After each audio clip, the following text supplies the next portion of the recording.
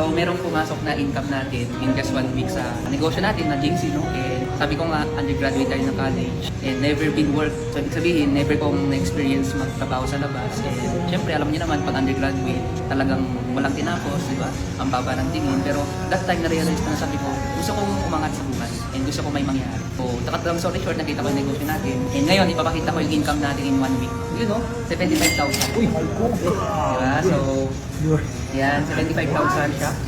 Never ko nga rin talagang naisip na pwede ka palang kumita ng ganito. And praise God lang dito kasi nahit ko na rin yung total income natin ng 750,000. Ay, grabe ko naman. So, 750 na ito. So, malapit to na may 10 million. So, sa lahat din ng mga, syempre, alam ko naman yung nanonood ngayon na gusto rin mangyari yung mga nangyayari ngayon na kumikita ng malaki.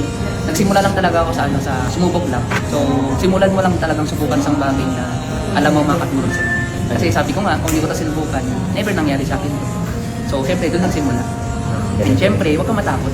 Diba? Kasi normal lang talaga yung sa umpisa, kakabahan ka, diba? Matatakot ka, magdududa ka. Pero doon kasi talaga magsimula yung pagbabago. Na sabi mo nga, gusto mong may mabago sa'yo. Pero kung natatakot ka, nagdududa ka, hindi mangyari yung gusto mong pagbabago sa buhay.